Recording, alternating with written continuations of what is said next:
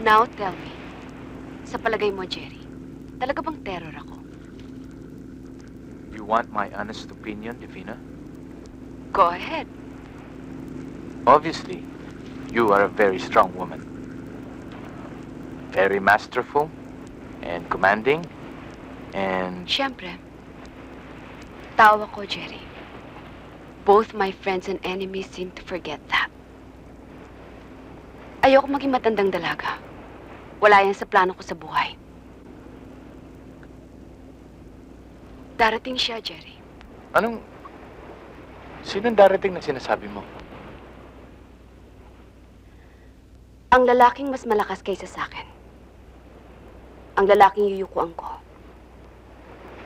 Ang lalaking tatalo sa akin. Bago siya dumating. Siguro masarap ang kape, ano? Sa mga oras na ito. Ihatid mo ko sa amin, igagawa kita ng pinakamasarap na kafe na hindi mo pa natitikman sa buong buhay mo. Okay.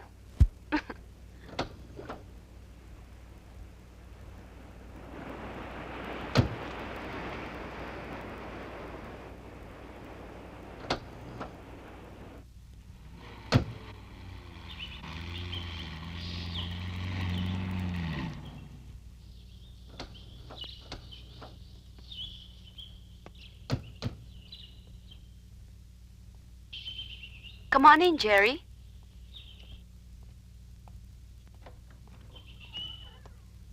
Good morning po.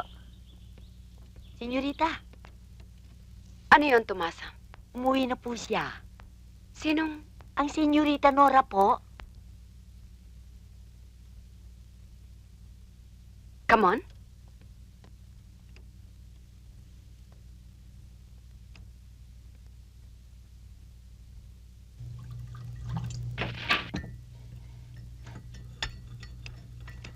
Ako na po ang gagawa niyan, senyorita. Kaya ko na ito.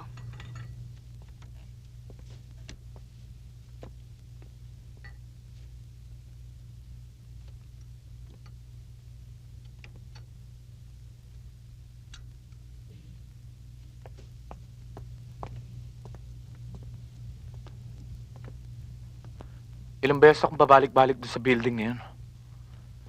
Hinahanap-hanap kita. Akala ko doon ko pumapasok eh. Nag-apply lang ako ng trabaho noon. Natanggap ka naman? Hindi eh.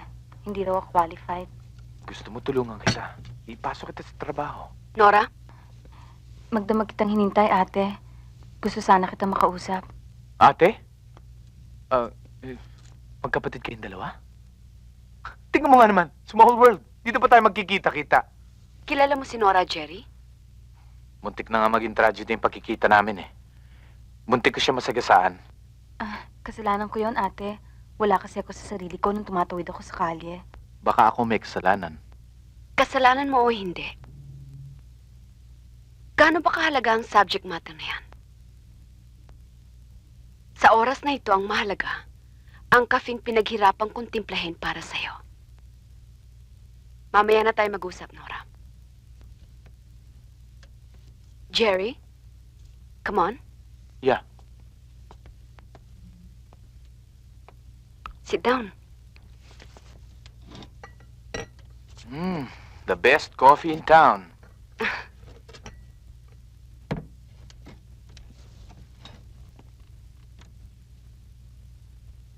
Jerry, okay ba? Okay. Okay, Divina.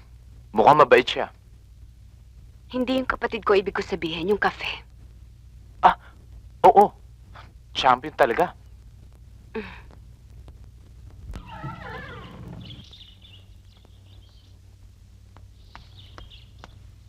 Thanks for the coffee, ah. Now you know where the best coffee in town is. Yeah. Bye.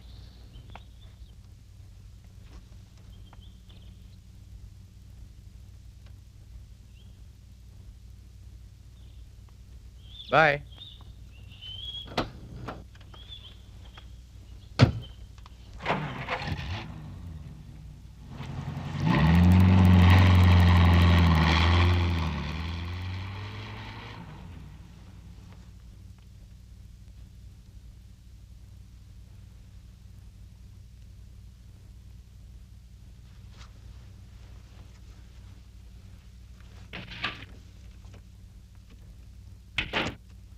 Akala ko ba'y matibay na mga pakpak mo? I'm sorry, ate. Sorry. Para kang sirang plaka. Eh kung hindi kita tanggapin dito ngayon, Ate, nagigiging masikip sa ating dalawang tahanang ito.